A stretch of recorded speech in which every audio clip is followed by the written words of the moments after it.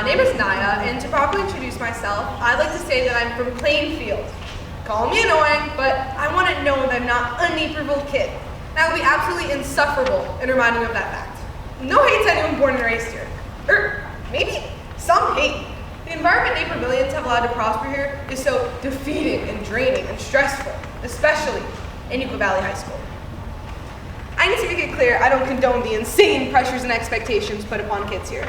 Before I call me dramatic, you have to hear my story. In the middle of January of this year, on a school night, my friends and I went to visit some other friends at work.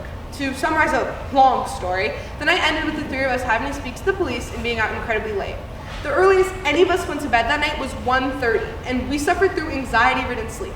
Yet, you know what? All three of us woke up the next morning bright and early at 5 a.m. That isn't commitment or being a good student. That's because the idea of missing a day of school and having to catch up is worse than the benefits of staying at home. I had to sit through my APES class taking notes on the mining of coal, my Lane class reciting lines of Macbeth, my AP Psych class learning about Eric Erickson, my basketball practice learning what new plays we were running at Naperville North, all the while completely ignoring what I went through the night before. Now, some could argue this soldier-through mentality is true of every high school student, but I believe this mindset is exemplified at Equal. My best friend, who goes to Plainfield Central, has missed 25 days of school, but has maintained a 5.7 GPA. I mean, she's ranked 8th in her class. The expectations at Plainfield don't require a student to show up fully energized day after day to succeed. It's more acceptable to take a break there. And honestly, the genuine dedication students have towards their education in Plainfield can be clearly seen in comparison to Nequa.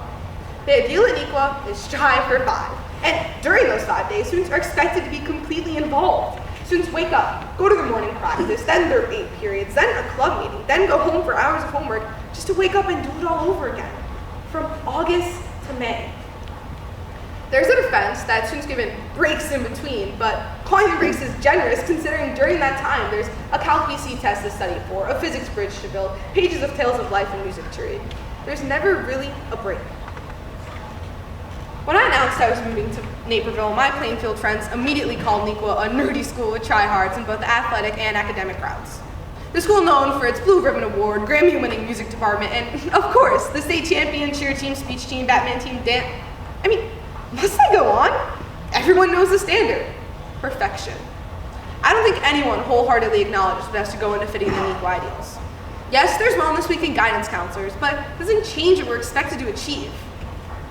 It doesn't take away from the idea of having a 4.3 GPA compared to a 4.5 isn't that good, which is a real quote from my friend, by the way.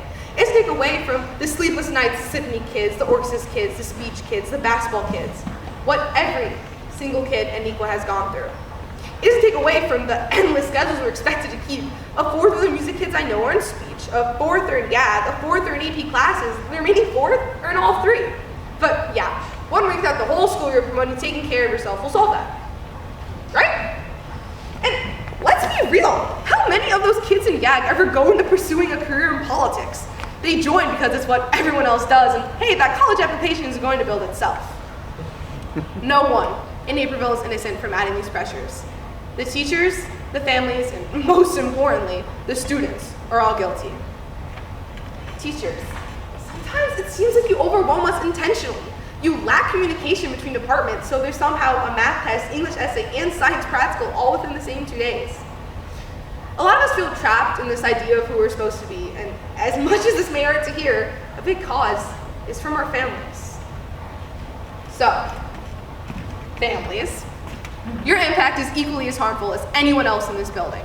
Most of the classes, sports, and clubs your kids are a part of are a result of your words. It starts in elementary school by comparing the Project Arrow kids, and it carries all the way into senior year by comparing what colleges we get into. And along this pathway, there's this massive weight put on your shoulders of not wanting to disappoint you. So we take the APs, we join the soccer team, we play the violin. But don't think you're the biggest ones at fault. The most to blame for the environment here is ourselves. Students, not only do we allow these pressures to survive, we are the reason they continue to grow. We can't complain about how stressed the expectations make us feel if we are part of the problem. We're in a constant competition with one another, and there's truly no one to blame but ourselves for that. We just seek this validation to be better than others and have somehow convinced ourselves that feeding into these pressures will fulfill that drive. If you join 2 clubs, you're going to see a kid in 4 and compare. If you're a fall varsity athlete and one of your teammates is a fall and winter varsity athlete, you're going to compare. The list can go on and on. And I'm not saying there should be no competition, but there needs to be a balance. I think all of us need to realize that we are just teenage kids, and the pressures we have thrust on us can cause us to spend our years at Neuqua filled with stress. What's crazy is I do like a lot about this school. There are great teachers, opportunities, friends, people care. But maybe a little too much. I think we need like 10% less Naperville and 10% more Plainfield.